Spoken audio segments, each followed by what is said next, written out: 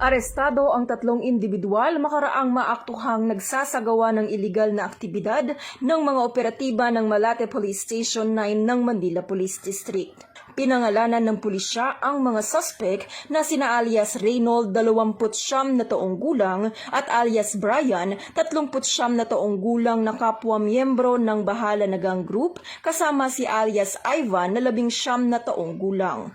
Naaresto ang mga suspect sa kahabaan ng Maginhawa Street Corner, Quirino Avenue, Barangay 714 sa Malate at nakumpiskahan sa kanila ang mga ginamit na bet money.